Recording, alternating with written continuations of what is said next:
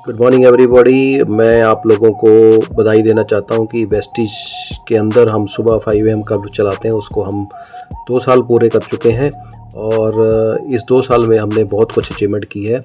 एक sample 5 AM club की video का मैं आपको भेज रहा हूं, आप देखिएगा और आप लोग भी इसमें शामिल होने की कोशिश करिएगा कि 5 AM क्लब में हमारा ब्रेन एक्टिव होता है, बहुत सारी चीज़ें हम सीखते हैं और एक दिन का ये हल्का सा छोटा सा सेशन जो आपको मैं भेज रहा हूँ। Thank you so much, wish you well, God bless you and congratulations.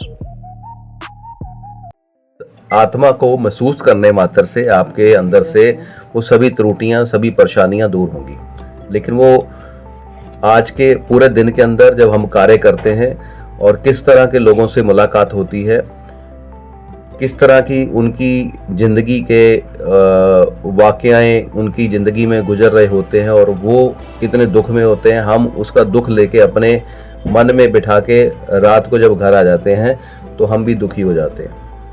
हमारी NLP न्यूरो लिंग्विस्टिक प्रोग्राम जो होता है उसके अंदर ये बताया जाता है कि जब आप किसी का ट्रीटमेंट कर रहे हैं, मान लो कोई परेशान चल रहा है, वो अपनी परेशानी आपको बता रहा है, अगर तो आप उसमें खो गए तो समझ लीजिए आपने सबकॉन्शियस माइंड के अंदर उसका दुख अंदर डाल के उसको 2-3 बार रिपीट कर लिया तो वो आपके अंदर बैठ जाएगा। आपको उसका समाधान करना है, उसको निकालना है। भगवान को जब भी हम याद करते हैं तो हमारी वो आत्मा को धो देता है। उसके पास धोने के लिए बहुत सारे वॉशिंग पाउडर हैं, हमारे पास तो एक ही है ना कि हम इससे कपड़े को धो देंगे, इसकी मैल उतर जाएगी।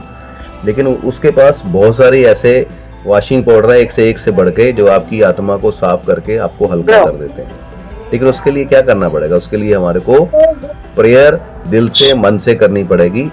अब प्रेयर ये नहीं है कि आप जोत जगाते हैं और सामने भगवान के बैठ के सामने तालियां बजाते हैं तभी प्रेयर होती। प्रेयर एक सच्चा मन जो है वो हवाई यात्रा करते करते भी कर सकता है। प्रेयर एक सच्चा मन जो है, सच्ची आत्मा जो है, वो ट्रेन में सफ़र करता करता भी कर सकता है, चलते हुए कर सकता है, बैठते हुए कर सकता है, हर वक्त कर सकता है। कि उसके पास उस अवस्था में पहुंचना, जिस अवस्था की अभी गोपाल जी ने हमारे को बातें बताई हैं कि आत्मा इतनी सूक्ष्म होती है, इतनी बारीक होती है, वो बंद दरवाजों से भी निकल जाती है।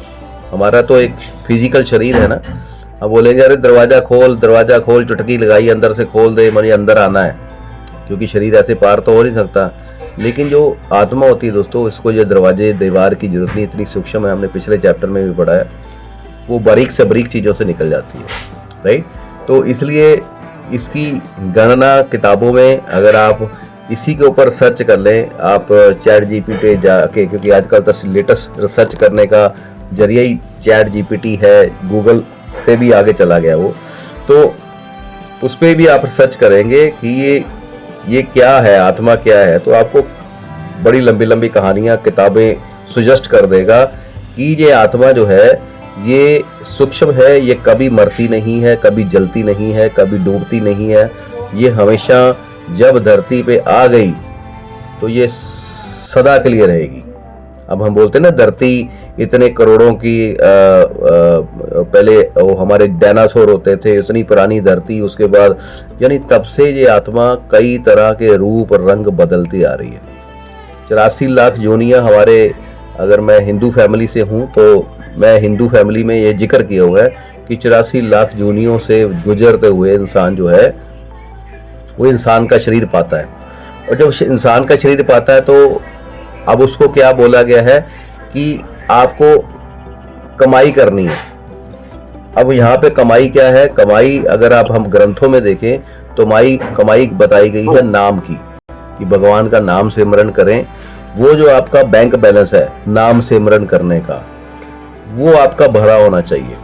लेकिन ज़्यादातर लोगों का वो खाली रहता है।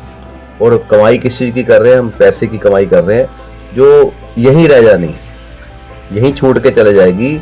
और जब भी आप देखो, हमारे जो बुजुर्ग गए हैं, मेरे पिताजी चले गए, मेरे माताजी चले गए, अब वो जो बिल्डिंग उन्होंने, पिताजी ने बनाई थी, एज इट इज़ यहीं पे पड़ी हुई है। जो मेरे छोटे भाई उस बिल्डिंग में रहते हैं, जो पिताजी ने घर बनाया था, उस घर को साथ लेके नहीं गए।